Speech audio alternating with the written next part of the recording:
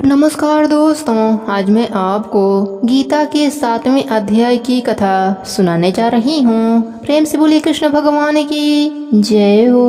भगवान श्री कृष्ण ने कहा, हे अर्जुन, मेरे प्रति मेरे मन में श्रद्धा भाव कैसे जागेगा यह मैं तुझे बताता हूँ। इसे जान लेने के पश्चात बाकी कुछ भी जानने की आवश्यकता ही नहीं रहती। हे पार्थ, सृष्टि के हजारों प्राणियों में से कोई बिरला ही ऐसा होता है जो मुझे अथवा मेरे परम पद को पाने का प्रयास करता है। ऐसे प्रयासकर्ताओं में भी कोई बिरला ही होता है जो मुझे तत्व से जान पाता है और मुझ में मन से श्रद्धा का भाव रखता है। हे धनुर्धर अर्जुन, पृथ्वी, जल, आकाश, वायु, तेज, मौन, बुद्धि एवं अहंकार रूपी 8 तत्व ही मेरी प्रकृति है। इन सब की उत्पत्ति मेरे ही माया से होती है। यह सभी 8 तत्व शरीर के भीतर भी हैं और बाहर भी। शरीर के अंदर इनकी क्या स्थिति होती है अब यह भी जान लो। धरती का अंश मांस है, जल का अंश लहू है और तेज अग्नि है जो उदर में अन्न को पचाती है। आकाश का अंश पोलापन है तथा मन, बुद्धि और अहंकार, यह 8 मेरी माया है। हे कुंती नंदन, 9वां तत्व स्वयं प्राणी है। सारा संसार इन्हीं तत्वों का है। 84 लाख योनियां भी इन्हीं की बनाई हुई है। अब यह भी सुन कि मैं कैसा हूँ और कौन हूँ। सारी सृष्टि मेरी ही माया से उत्पन्न है। मेरे ही द्वारा यह सब उत्पन्न हुए हैं। मैं ही पालनहार हूँ और मैं ही संहार करता हूँ। मैं सबसे अलग हूँ, लेकिन मुझसे अलग कुछ भी नहीं है। हर प्राणी मुझसे इस प्रकार जुड़ा हुआ है जिस प्रकार मोती माला में पिरोए होते हैं। अर्थात सृष्टिगत जितने भी प्राणी हैं उनमें मेरा ही अंश विद्यमान है। हे अर्जुन, जल में मैं रस तत्व हूँ तथा चंद्रमा व सूर्य में प्रकाश तत्व हूँ। वेदों में मेरी महिमा रूपी अमृत है। आकाश में शब्दमय हूँ, पुरुषों में पुरुष तत्वमय हूँ, पृथ्वी पर पवित्र गंध तत्वमय हूँ, अग्नि का तेज तत्वमय हूँ और सभी प्राणियों का जीवन भी मैं ही हूँ। अर्थात जीवित प्राणी का आधार तत्व श्वास मैं ही हूँ तथा तपस्वियों का तप भी मैं ही हूँ। संसार में जितने भी तत्व हैं वह अन्य तत्व पर आश्रित होते हैं और उन सब का तत्व रूप सार मैं ही हूँ। हे धनंजय, सृष्टिगत जितने भी प्राणी हैं उनके रोम रोम में तू मुझे ही समझ। तेजस्वियों का तेज, बलवानों का बल और बुद्धिमानों की बुद्धि मुझसे ही है। प्राणियों द्वारा शास्त्रानुकूल किए जाने वाला शुभ कार्य भी मैं ही हूँ। सत्व, रज, तम से जिन भावों की उत्पत्ति होती है उसका भी उत्पादक मैं ही हूँ। हे कौन्तेय, इन सभी में मैं ही कर्ता रूप होते हुए भी इनसे पृथक हूँ। हे श्रेष्ठ पार्थ, सांसारिक विषयों के फल स्वरूप प्राणियों में मोह की उत्पत्ति होती है। सृष्टि का हर प्राणी मोह से पीड़ित है। माया के मोह जाल में फंसा प्राणी मुझ नाश रहित को पहचान नहीं पाता, क्योंकि माया का मोह काफी विलक्षण है। इससे तो वही प्राणी विमुख हो सकता है जो नित्य निरंतर मेरा ही स्मरण करता है। हे अर्जुन, 4 प्रकार के प्राणी ही पुणात्मा होते हैं। जो रोगी होते हैं वह अपने रोग के निवारण के लिए मेरा स्मरण करते हैं। कुछ प्राणी ऐसे होते हैं जो ज्ञान पाने के लिए मेरा स्मरण करते हैं। कुछ प्राणी धन की कामना मन में लिए मेरा स्मरण करते हैं। कुछ प्राणी पुत्र प्राप्ति के लिए मेरा स्मरण करते हैं। हे पार्थ, जो ज्ञान पाने के लिए मेरा स्मरण या भजन करते हैं वही श्रेष्ठ ज्ञानी होते हैं। हे पांडु पुत्र अर्जुन, मैं ज्ञानियों को प्रिय हूँ और ज्ञानी मुझे प्रिय हैं। परंतु जो लोग आरोग्य, धन अथवा पुत्र की कामना लेकर मेरा स्मरण करते हैं उन्हें भी तू बुरा या अज्ञानी न समझ। ऐसे प्राणी भी उदार हृदय वाले और श्रेष्ठ हैं जो मेरा स्मरण करते हैं। लेकिन ज्ञानी मेरी आत्मा है। ज्ञानी तो दृढ़ निश्चय के साथ मेरे चरणों से बंधे हुए हैं। उन्होंने मुझे ही अपना ठाकुर और ईश्वर माना है। हे अर्जुन, कई जन्मों की साधना के बाद उनकी बुद्धि निर्मल होती है, तभी वे मुझे पहचानने योग्य बुद्धि एवं ज्ञान प्राप्त करते हैं। वह ज्ञान कैसा है अब उसे सुन।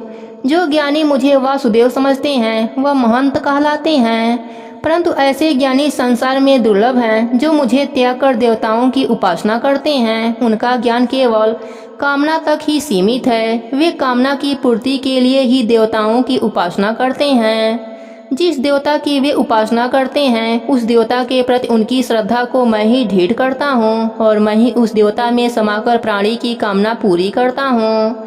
देवता द्वारा दिया गया वर नित्य अविनाशी नहीं है। जो प्राणी जिस देवता को पूजते हैं वे उसी देवता के लोक को प्राप्त होते हैं, लेकिन मेरे भक्त परमानंद अविनाशी पद को प्राप्त होते हैं। हे अर्जुन, मैं एकांती और अविनाशी हूँ। मैं किसी से प्रकट नहीं हुआ, मैं अजन्मा हूँ, किंतु बुद्धिहीन प्राणी मुझे भी जन्मा अर्थात किसी से प्रकट हुआ समझते हैं।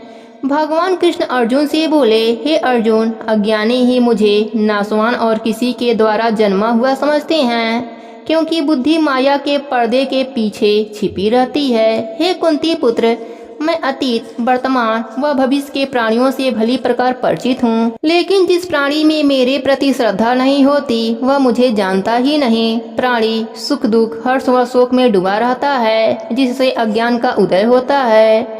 परंतु जिस प्राणी के आसक्ति रहित कर्म करने के कारण राग द्वेष समाप्त हो जाते हैं, ऐसा स्थित प्रज्ञ प्राणी ही मेरा स्मरण करता है। हे अर्जुन, जो प्राणी वृद्धा अवस्था एवं अपने अंत समय में मुक्ति की कामना से मुझे स्मरण करते हैं अथवा मेरे शरण में आते हैं, वही मुझे पहचानते हैं। जो प्राणी मुझे अध्यात्म एवं कर्मकर्ता के रूप में जानते हैं, वह प्राणी इस भाव से जानते हैं कि आदिदेव, आदियज्ञ, आदि भगवान वासुदेव ही हैं। जिस प्रकार मेघ, धूम, जल तथा हिम आज सभी जल के प्रारूप हैं, ऐसा शांत चित्त एवं ज्ञानवान प्राणी ही मृत्यु के समय मेरा स्मरण करता हुआ मेरे धाम को प्राप्त होता है। प्रेम से बोलिए कृष्ण भगवान की जय हो।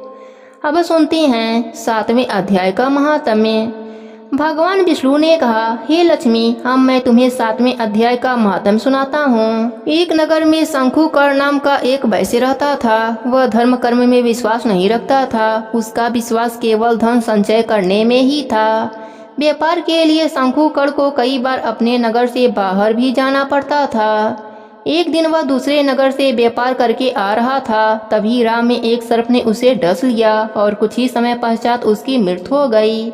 अकाल मृत्यु तथा धन से मोह होने के कारण उसे अगला जन्म सर्प योनि में मिला। वह उसी स्थान पर बिल बनाकर रहने लगा जहाँ उसने पूर्व जन्म में एकत्रित धन गाड़ रखा था। वैश्य को सर्प योनि भोगते भोगते जब काफी समय व्यतीत हो गया, तब वह अपने पुत्रों के सपने में आया और बोला, हे पुत्रों, मैंने नगर के बाहर जंगल में एक घने वृक्ष के नीचे पूर्व जन्म में अर्जित धन गाड़ रखा है। पूर्व जन्म में मुझे केवल धन से ही मोह था, इसलिए मुझे सर्प योनि की प्राप्ति हुई। मैं उसी स्थान पर रहता हूँ जहाँ मैंने धन गाड़ रखा था। अब तुम उस धन को निकाल लो, क्योंकि मैं सर्प योनि में धन का उपयोग कैसे कर सकता हूँ। वैश्य पुत्रों ने उस सपने की आपस में चर्चा की। उन्हें अपने पिता के सर्प योनि में जन्म लेने का काफी दुख हुआ। वैश्य के पुत्रों ने सोचा कि अपने पिता की गति का कोई उपाय करना चाहिए, मगर उनके पास धन न होने के कारण वे पिता की गति करने में असमर्थ थे। इसलिए वे नगर से दूर जंगल में वृक्ष की तलाश में कुदाल लेकर निकल पड़े। जंगल में पहुंचने पर उन्हें एक घना वृक्ष दिखाई दिया। उस वृक्ष के नीचे उन्हें एक बाबी दिखाई दी। उन्होंने सोचा कि अवश्य इस बाबी में सर्प योनि में हमारे पिता रहते हैं। यही सोचकर वैश्य के पुत्र ने कुदाल से वहां खुदाई शुरू कर दी। जब छेद बड़ा हुआ तो वहां से एक सर्प निकला और उसने पूछा, तू कौन है और मेरा घर क्यों उजाड़ रहा है। वैश्य के उस पुत्र ने कहा, मैं शंखुकर का पुत्र हूँ। मेरे पिता की मृत्यु सर्प के डसने से हुई है। क्या तू ही वह दुष्ट सर्प है? मैं तुझे जीवित नहीं छोड़ूंगा। हे पुत्र, मैं ही तेरा पिता शंखुकर हूँ। मुझे मत मार और इस अधम देह से मुझे मुक्ति दिला। सर्प ने कहा। तब शंखुकर के सब पुत्र वहाँ आ गए और बोले, हे पिताश्री, आप इस अधम योनि को कैसे प्राप्त हुए? सर्प ने कहा, यह मेरे पूर्व जन्म का कर्म था जो मैं इस योनि को भोग रहा हूँ। यह सुनकर पुत्रों ने कहा, हे पिताश्री, क्या कोई ऐसा उपाय नहीं जिससे आप सदगति को प्राप्त हों और आपका उद्धार हो? तब सर्प ने कहा, हे पुत्रों, किसी गीता पाठी ब्राह्मण को घर में भोजन कराओ और उसकी सेवा करके उससे आशीर्वाद प्राप्त करो, तभी मेरा कल्याण होगा। उसके पश्चात सर्प योनि को प्राप्त शंखुकर के पुत्र घर आए। फिर नगर में जितने भी गीता पाठी ब्राह्मण थे उन्हें उत्तम भोजन कराया और गीता के 7वें अध्याय का पाठ कराया। उनकी सेवा करी और दक्षिणा देकर कहा, हे महापुरुषों, आप हमें आशीर्वाद दें ताकि हमारे पिता शंखुकर का उद्धार एवं कल्याण हो सके। वे सर्प योनि की अधम देह से छूट जाएं। शंखुकर के पुत्रों के सेवा भाव से प्रसन्न होकर साधु ब्राह्मणों ने उन्हें आशीर्वाद दिया। इसके परिणाम स्वरूप सर्प की योनि से मुक्ति पाकर शंखुकर्ण देवदेही को प्राप्त हुआ। वह अपने पुत्रों को आशीर्वाद देता हुआ आकाश से उतरे विमान पर चढ़कर बैकुंठ धाम की ओर चला गया। वैश्य द्वारा संचित किए गए धन से उसके पुत्रों ने गौशाला, मंदिर तथा धर्मशाला आदि का निर्माण करवाया। भगवान विष्णु ने कथा सुनाने के उपरांत कहा, हे लक्ष्मी, इस प्रकार गीता के 7वें अध्याय के प्रभाव से कंजूस वैश्य सर्प योनि से मुक्ति पाकर मेरे धाम को चला गया। 7वें अध्याय का श्रवण मात्र करने से ही प्राणियों के सारे पाप नष्ट हो जाते हैं। प्रेम से बोलिए विष्णु भगवान की जय हो।